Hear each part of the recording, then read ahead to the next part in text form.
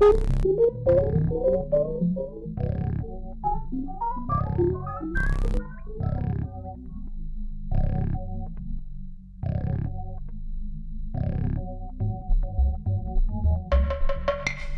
les internautes, aujourd'hui on va en finir avec la première vidéo de notre sociopathe favori. Je sais pas si je vais couvrir les autres vidéos entièrement, car il y a de quoi mourir d'intoxication cérébrale. Mais je vais essayer d'en extraire la substantielle moelle. Je pensais éviter tout ce qui vient en renforcement d'arguments à la base fallacieux, mais déjà trouver des arguments qui ne le soient pas me semble compromis. Mais bon, sans plus attendre... Je pense qu'à cette époque-là, les théologiens comprenaient mal la théologie de la sainteté de l'Église. Je pense que, encore aujourd'hui, les théologiens ne captent rien à ce concept qui a été fabriqué de toutes pièces, comme faire valoir à des personnes qui ne savent faire preuve de bonté spontanée et qui auraient besoin de ça pour justifier ses actes, alors que l'altruisme est une valeur fondamentalement humaine à la base. De plus, tu fais un sophisme, qui est un argument fallacieux, celui du vrai écossais. En gros, tu dis, les chrétiens sont bons. On te répond, mais regarde, les chrétiens ont commis des atrocités à cause de leurs croyances. Et tu réponds qu'aucun chrétien ne peut faire ce genre de choses, donc ce ne sont pas des chrétiens. Primo, si on avait la capacité de leur poser la question, ces gens argueraient sans doute que c'est toi qui n'es pas chrétien. Car tes vues, même si elles restent immorales, sont assez loin de l'obscurantisme. Mais je pense pas qu'ils en auraient débattu. Le bûcher, c'est tellement plus simple que la discussion. Secondo, encore une fois, la sainteté de l'Église a instigé les croisades. Et encore il y a peu argué en Afrique que le sida est peut-être mauvais, mais que l'utilisation de préservatifs est pire, dans le but de garder ce continent dans la misère. Et comme tu parles de personnes canonisées, dites saintes, c'est sœur Marie-Thérèse, ce monstre médiatique, ami de la misère, qui était l'étendard de cette idée inhumaine. Cette supposée sainte laissait crever sans réel soin des milliers de personnes malades et démunies, alors qu'elle fréquentait les tables aux couverts dorés de riches industriels. Et avant que quiconque ne se dise offensé par cette affirmation, renseignez-vous et comparez les images de ces soi-disant hospices avec un camp médical de Médecins sans frontières, par exemple, et réalisez qui des deux agit et qui des deux n'est qu'un faire-valoir à la charité dont on ne sait rien du budget et des dépenses. Je crois que les images parlent d'elles-mêmes. Mais encore une fois, tu défends la position comme quoi l'Église offre un cheminement vers la sainteté et dans la même phrase dit qu'aucun croyant n'est saint. Ce qui démontre que l'Église est un piètre moyen d'arriver à la sainteté. Ils pensaient que la sainteté de l'Église était tout à fait liée à la sainteté de ses membres, ce qui n'est pas vrai. Les membres canonisés de l'Église sont rares et en plus, eux-mêmes sont des pécheurs, comme je le disais, sauf la Vierge Marie et Jésus. Comment les valeurs de ce qui est en l'occurrence un groupe de personnes qui partagent ces valeurs peut être différente de celles que ces individus partagent. De plus, tu n'as toujours pas démontré le fait que tu avances comme quoi la religion et la fondation de l'Église soient autre chose que des activités humaines. De plus, tu parles de sainteté sans l'avoir définie. Et comme une chose sans définition arrêtée est forcément sujette à interprétation, l'Église n'étant pas une entité sciente dotée de raison, elle est incapable d'interpréter quoi que ce soit. Ceux qui se chargent de ça sont les représentants de l'Église, qui eux sont humains. Donc tu parles pour ne rien dire en somme. De plus, j'ai déjà exposé que les personnes soi-disant saintes que l'Église canonise ne le sont pas forcément. À moins que ta définition de une personne sainte soit juste une personne qui donne bonne image à l'Église. Mais quand on gratte un peu, on se rend compte que la plupart des personnes saintes ne renforcent pas la moralité de l'Église. Et il est peut-être injuste de ma part de citer sœur Marie-Thérèse et de ne pas citer l'abbé Pierre. Mais l'abbé Pierre a fait ce qu'il a fait parce que c'est un humaniste. Marie-Thérèse, elle, entretenait une relation symbiotique avec l'Église qui lui permettait de disposer des dons qu'elle s'appropriait auprès des riches pour en faire l'utilisation qu'elle voulait. En contrepartie, elle se faisait le porte-étendard d'idées nauséabondes répandues en Afrique, notamment pour contrôler la population et les garder dans l'ignorance crasse la plus ignomineuse.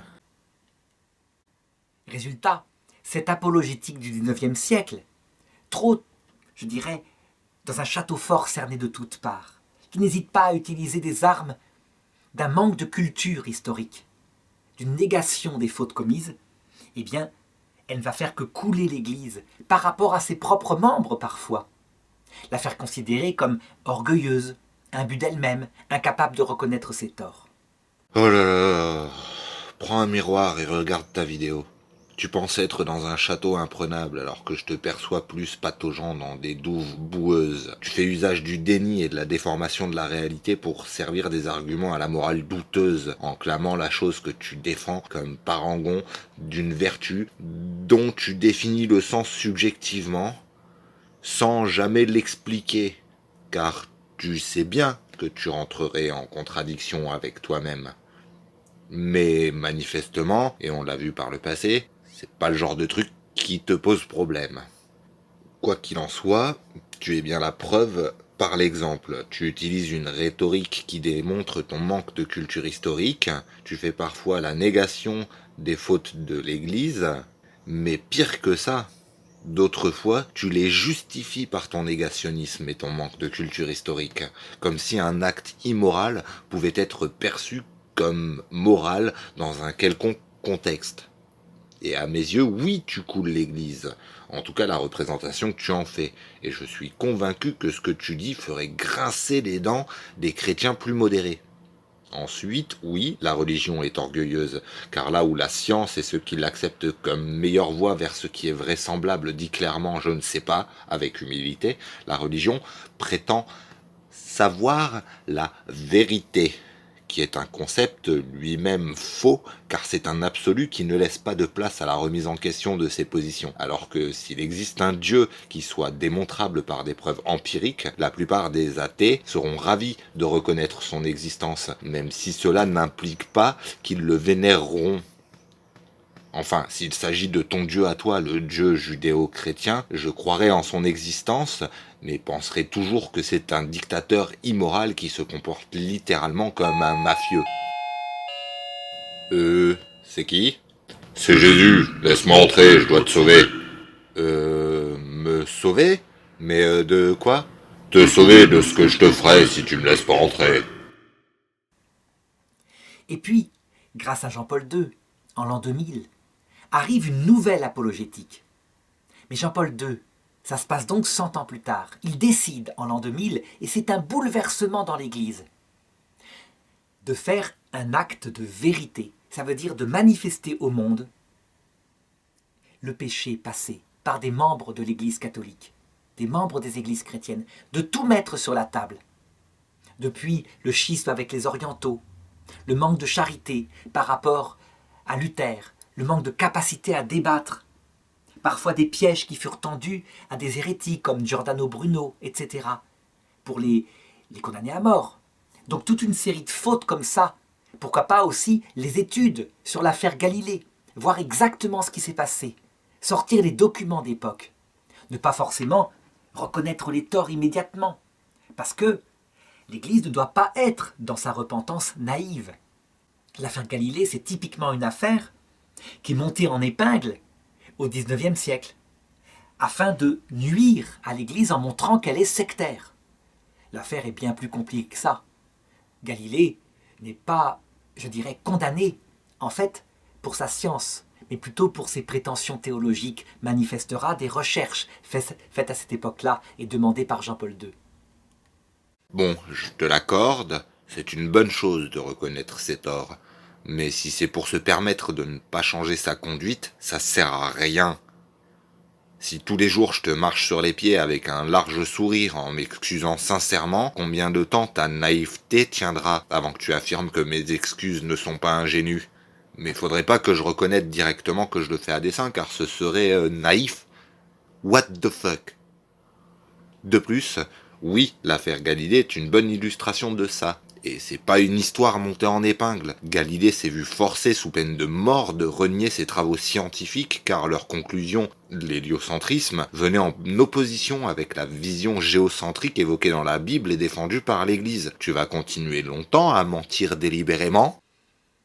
Donc, suivi de Jean-Paul II, porté par Jean-Paul II, l'apologétique acquiert un nouvel esprit. Première chose, la vérité seule doit être manifestée telle qu'elle est, aussi gênante soit-elle. Ok, on dirait bien que oui. La vérité, ça veut rien dire. Et de toute façon, avec ta compréhension de la tragédie subie par Galilée, tu as bien montré que tu n'en as rien à carrer de ce qui est vraisemblable. Donc c'est un peu difficile après tout ça de donner un quelconque crédit à quoi que ce soit que tu puisses dire. Et une vérité qui doit tenir compte de toutes les dimensions de la vérité.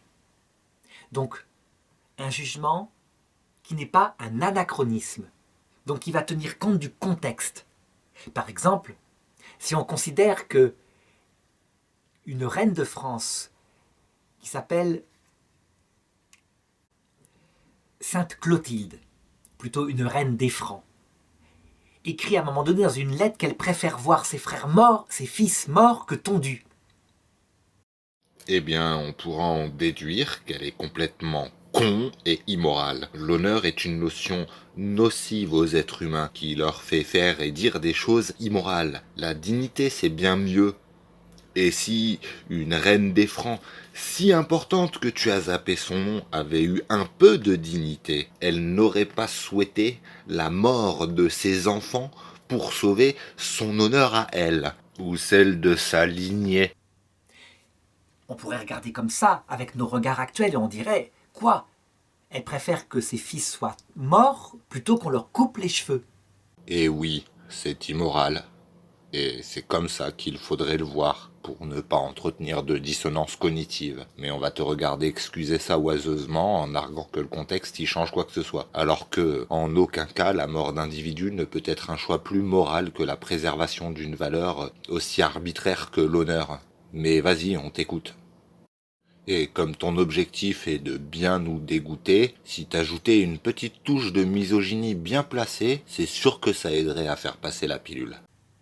Il est donc nécessaire de regarder dans le contexte ce que ça veut dire. En fait, tondre le fils d'un roi, c'est lui enlever son honneur totalement, le réduire à être rien, le faire se moquer comme une fille qui se trimballerait chauve. Peut-être un peu, c'est une analogie, un peu comme les femmes qui furent tondues à la Libération en 1945. Sauf que c'est définitif. C'est définitif. Je suis pas sûr que tu comprennes bien grand chose à la biologie. C'est pas parce qu'on te coupe les cheveux que plus jamais ils repousseront. Mais je pense pas que tu comprennes bien grand chose à la psychologie non plus. C'est pas parce que t'as eu un bugne à ton honneur que tu peux pas être quelqu'un d'honorable par la suite. Mais bon, je suis chauve, et même ça de nos jours c'est pas forcément définitif avec des implants capillaires. Mais mon honneur n'est pas lié à ma pilosité. Quand bien même, au final mon honneur, je m'en balance un peu. Ce n'est qu'un jugement émis par des tierces personnes à mon encontre. Par contre, ma dignité m'importe. Mais elle n'est pas non plus contingente au fait d'avoir des cheveux ou pas. Et c'est pourquoi je ferai pas d'implantation capillaire. Parce que, en fait, ça a que très peu d'importance pour moi. En fait, il n'y a aucune de mes valeurs qui est contingente au fait d'avoir des cheveux ou pas. C'est complètement con de croire qu'un attribut morphologique peut avoir une quelconque corrélation avec un attribut psychologique. Et croire que parce que un attribut morphologique change, ça va forcément changer un de tes attributs psychologiques. C'est con aujourd'hui, et ça l'était déjà à l'époque. Dans la parole, dans la bouche d'une mère, qui deviendra aussi une sainte, on pourrait dire, c'est atroce. Qu'est-ce que la vanité humaine par rapport à la vie de ses enfants ? Donc il faut lire les choses dans le contexte. Mais aussi, et c'est vrai, il faut les lire par rapport à l'Évangile. C'est un autre regard. Il est évident que par rapport à la vie éternelle, Sainte Clotilde, là où elle est maintenant, au ciel, canonisée, dans la vision béatifique, eh bien toutes ces choses de la terre, qui à l'époque lui paraissaient si importantes, sont tellement relatives. Oui, mais elle est au ciel. N'empêche que ces deux regards, on peut les avoir, le regard par rapport à Dieu et le regard par rapport au contexte historique, et que les deux en même temps doivent être tenus. Qu'est-ce qui te permet de croire qu'elle est au ciel? Et qu'est-ce qui te permet aussi de dire que le fait d'être canonisé ouvre les portes du ciel? Dois-je te rappeler ce qu'est le rasoir d'Itchen? Et tu parles de vanité. C'est limite comique. Mais j'aime bien le petit lapsus révélateur que tu fais. C'est criant de vérité. Mais tu omets sciemment d'autres façons de percevoir ça. Par exemple, mon regard humaniste sur la chose, qui perçoit ça comme du bon gros bullshit. Sinon, on se montre intransigeant, et on finit par se croire soi-même parfaitement saint. Non, je n'accorde aucun crédit à la sainteté, alors je vais pas me réclamer d'être saint. Et si je suis intransigeant avec la religion, c'est qu'elle permet à des esprits malades comme le tien de faire prévaloir leur évangile sur le contexte historique, ou toute autre façon de percevoir les choses. Oups, pardon, aurais-je fait un lapsus qui en dirait long sur ma personne? C'est la fameuse parabole de Jésus. Regarde d'abord la poutre dans ton œil, avant de regarder la paille dans l'œil d'autrui. C'est pourquoi, outre la vérité, il y a une deuxième vertu qui préside à l'apologétique, c'est l'amour. Ta vidéo l'illustre bien.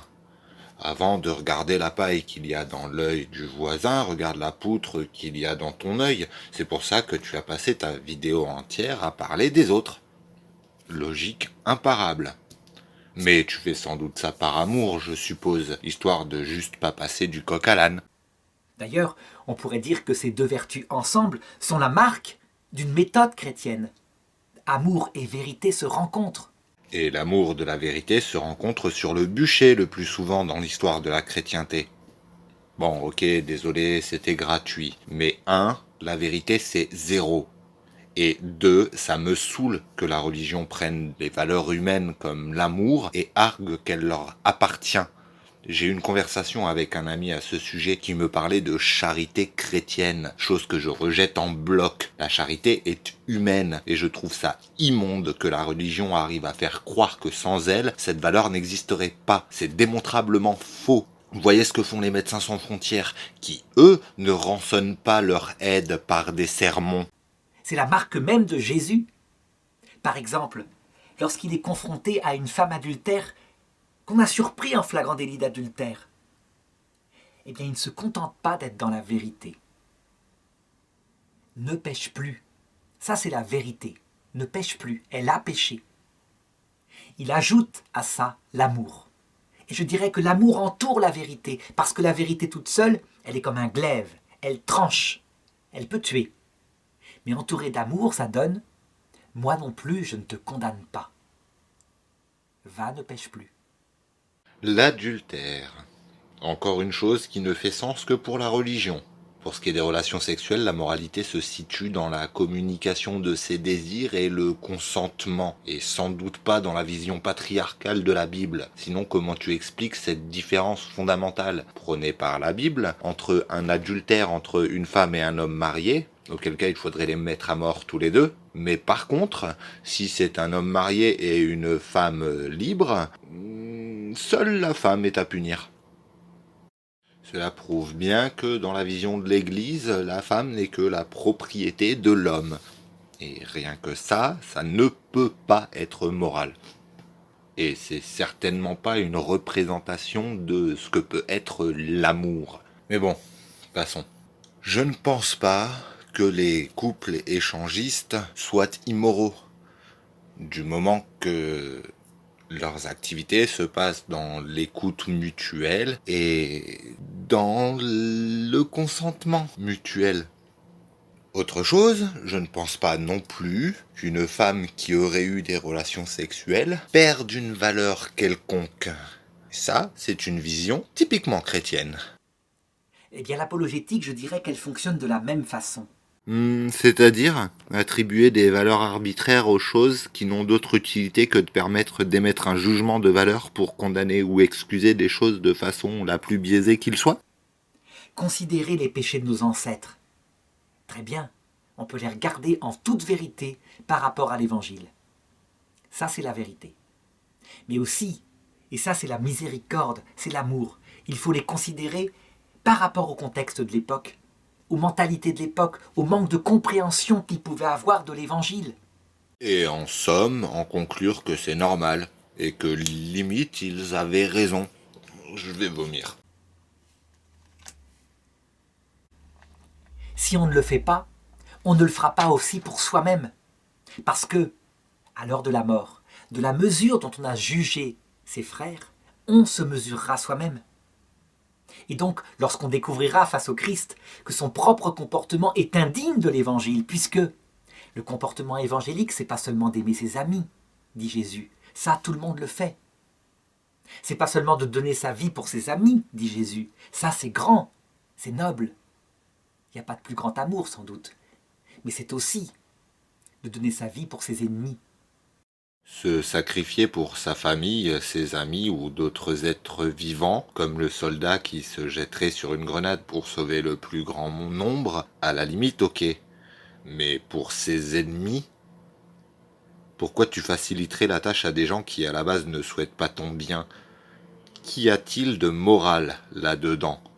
Et surtout, quelle leçon penses-tu que tes ennemis puissent tirer de cet acte? Passons, puisque c'est ce que tu prônes, je suis ton ennemi, et j'exige que tu sacrifies tes vidéos inintelligibles. Vas-tu le faire? Et ça, c'est ce que Jésus a fait à la croix. Les deux premiers points, les chrétiens peuvent y arriver. Même une maman peut le faire parfois. Mais le dernier point, qui est vraiment évangélique, il se compte sur le doigt de la main les saints qui ont pu le faire. Et en tout cas, ceux qui l'ont fait sont canonisés. Ou en tout cas, canonisables. Je pense par exemple à Sainte Marine, dont la vie mérite d'être regardée sur Internet. C'est moi où l'intégralité de cette phrase est totalement inintelligible. Ensuite, tu pourrais aider tes auditeurs un peu quand même, car si on recherche Sainte Marine, on trouve plein de choses sur la ville, mais rien sur Marguerite d'Antioche. Mais bon, ton but est résolument pas la clarté. Et du coup, je me pose deux questions. Premièrement, est-ce que tu crois au dragon? Et deuxièmement, tu serais pas un chrétien orthodoxe? Car là, on est clairement dans la mythologie, et que par faute de base historique, le Vatican a discontinué son culte, qui n'est plus présent que chez les orthodoxes. Et donc je suis un petit peu en droit de me poser ces deux questions. Alors, dernière partie, il faut regarder maintenant quels sont les sujets principaux de l'apologétique. Eh bien, ça dépend dans quel ordre on les regarde. Si on les regarde dans l'ordre d'importance, ou alors dans l'ordre génétique, quand on déblaie des buissons. Quand une maison est entourée de buissons de ronces, il y a deux façons d'aborder la maison. D'abord par la finalité. On essaye d'aller directement à la maison, de voir si elle vaut le coup d'être dégagée. Et si on découvre une maison magnifique qui simplement n'a pas été entretenue depuis 15 ans, qui est entourée de ronces, eh bien, le fait de voir que ça vaut le coup parce que la maison est belle, donne le moteur du travail qui va consister à déblayer les choses. Ça, c'est l'ordre de perfection. Mais dans l'ordre génétique, pour accéder à la maison, il faut d'abord s'attaquer aux ronces. Et donc tout dépend de l'ordre qu'on regarde. Je suis en train de perdre et mon courage et ma patience. Ton allégorie ne veut rien dire. De plus, quelle que soit l'apparence de ta maison, si ses fondations, la logique, sont moisies, je compte pas lever le petit doigt pour arracher un quelconque fagot de ronces. Si c'est l'ordre génétique, je dirais que le premier sujet de l'apologétique, c'est l'histoire de l'Église. Parce que c'est actuellement ce qui bloque le plus les gens pour se tourner vers le Christ. Les péchés, comme je disais, de nos ancêtres, mais aussi de nous-mêmes actuellement. Par contre, si on regarde l'ordre de perfection, celui qui, je pense, sera moins polémique, ira droit au but, eh bien c'est de regarder la maison elle-même. Et là, évidemment, il y a plusieurs sujets fondateurs de l'apologétique, dont le premier, c'est est-ce que la raison peut atteindre à l'existence de Dieu? Ce n'est pas un sujet directement catholique, mais c'est un sujet fondamental. Et la réponse est non. Si le rationalisme et l'empiricisme pouvaient mener à Dieu, tu n'aurais pas à faire de l'apologétique, car on serait d'accord. Je suis pas opposé à l'existence d'un Dieu déiste, même si j'y crois pas. Mais ton Dieu théiste est démontrablement inexistant, tellement il est inconsistant avec la réalité. Ce n'est pas ni le rationalisme ni l'empiricisme qui postulent l'existence d'un Dieu, et attendre Dieu comme réponse en te servant de quelque outil que ce soit, c'est exposé à toute forme de biais, mais le biais de confirmation avant tout. Et c'est exactement ce que tu fais. C'est-à-dire le sujet qui, le premier, a été important pour Sylvain Aubé, à savoir, si la religion n'est que l'opium d'un cœur humain, raté par l'évolution et qui donc se projette des espèces de films idéaux pour ne plus être angoissé, alors c'est même pas la peine d'aller chercher la maison. Par contre, si le cœur de l'homme et ses angoisses, on peut démontrer par la raison qu'il n'est pas idiot de penser que c'est peut-être parce qu'il a été créé pour un Dieu qui existe et que la raison peut atteindre, du moins son existence, en se servant de l'observation de la création. Alors on enlève un sacré obstacle. Et c'est pourquoi le premier sujet de l'apologétique, saint Paul le dit lui-même, c'est que le Créateur se laisse apercevoir par l'observation de sa création. Encore une fois, le fait de parler de création fait partie des biais que tu utilises pour justifier un créateur. Et si ta raison ne sait pas faire fi de tes biais, elle ne vaut rien. Ce n'est pas de la raison, c'est du délire. Ça a été développé par exemple par saint Thomas d'Aquin, les voies d'accès à Dieu. Alors évidemment, si la raison humaine peut découvrir l'existence d'un créateur, reste à savoir ce qu'il veut à l'homme. Et c'est là que va pouvoir intervenir la deuxième partie de l'apologétique, à savoir la révélation chrétienne elle-même. Jésus-Christ est-il ce créateur qui s'est fait homme? Quel est son message?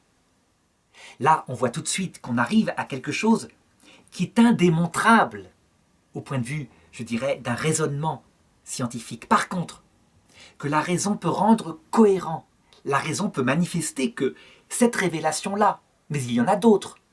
Il y a celle de l'islam, qui est différente, qui prétend que Dieu ne peut être aimé que comme un serviteur humble aime un maître. Alors que le christianisme explique que Dieu a créé l'homme parce qu'il voulait se lier à l'homme, sans que ça lui apporte quoi que ce soit, mais comme un ami. Eh bien, je dirais que l'apologétique va manifester le côté rationnel du message chrétien, et une apologétique musulmane va montrer le côté rationnel du message musulman. Ce qui est cohérent n'indique pas sa véracité. Ce qui est vrai sera cohérent avec la réalité, mais ce qui est cohérent avec lui-même ne l'est pas pour autant avec la réalité. Et je suis choqué que tu puisses parler de l'islam qui n'est pas cohérent avec le christianisme, qui tous deux sont incohérents avec la réalité. À ce niveau, c'est plus de la dissonance cognitive, c'est de la folie pure et simple. Seulement, très souvent, comme l'islam est quelque chose de très rationnel, de très raisonnable, de très dans la continuité des voies d'accès à Dieu. L'islam rationnel et raisonnable? Je pense pas que tu aies lu le Coran. Mais bon, après, comme tu es capable d'accepter le christianisme comme détenant une quelconque vérité, je m'attends à tout. Eh bien, il aura tendance à se poser en apologétique comme ennemi du christianisme et de son message, en ce sens que il dira « Dieu est grand, l'homme est petit, comment pourrait-il y avoir une amitié ?» les chrétiens ont exagéré.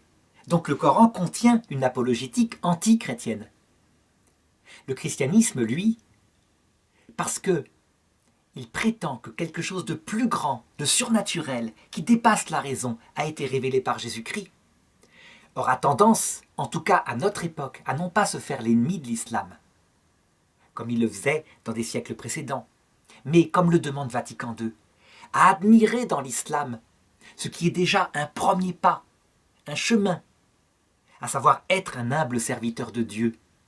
C'est un pas fantastique si ce maître en question appelle le serviteur à devenir épouse, à ne plus être servante dans la maison, mais un jour à épouser celui dont le maître est tombé amoureux, celle dont le maître est tombé amoureux. Primo, le fait que le christianisme ne rejette pas l'islam ne renforce pas sa vraisemblance, et deuxio, tu vas réussir à me faire vomir. Encore de la misogynie. Tu dis en somme que le syndrome de Stockholm, c'est cool.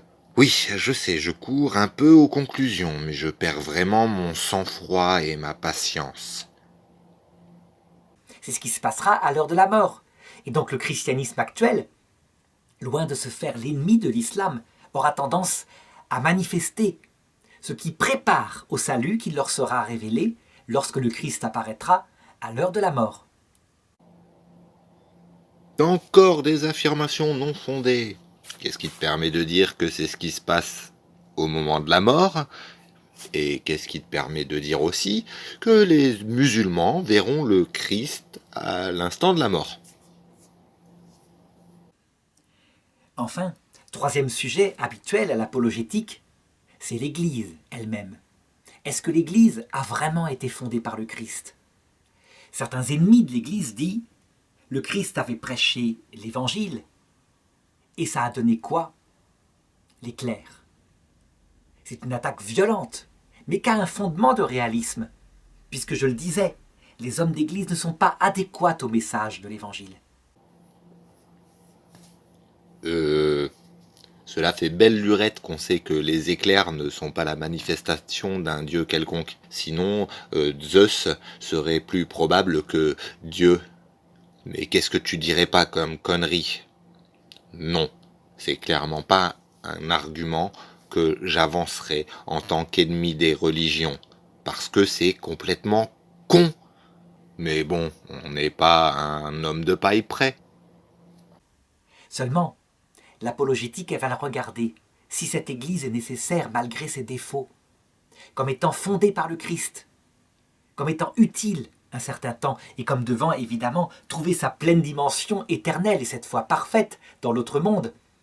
Lorsque une communauté, une famille de saints unis à Dieu, avec les anges, vivra éternellement, passant son temps à aider ceux qui sont encore en chemin vers ce salut, cette merveille. Alors rien n'est grave, faites ce que vous voulez comme monstruosité si votre but c'est la sainteté dans une hypothétique vie postérieure à celle-ci. Non mais tu t'entends parler, monsieur le psychopathe. Alors je ne sais pas encore quel sera le plan, parce que ce cours nouveau de l'Institut Docteur Angélique, eh bien, il sera structuré avec l'aide de Sylvain, qui est le mieux à même, étant lui-même, je dirais, parvenu à la fois par l'apologétique, de juger le plan qu'il faut suivre. Doit-on s'attaquer d'abord aux ronces ou regarder d'abord le trésor dans la maison ? Je vous conseillerais à toi comme à lui des cours de logique et de vous intéresser aux fondations pourries et bancales érodées par vos biais cognitifs de cette maison qui ressemble plus à une grotte préhistorique à mes yeux. Ouf, cette première vidéo est finie. Il va me falloir 5 boîtes d'aspirine en intraveineuse.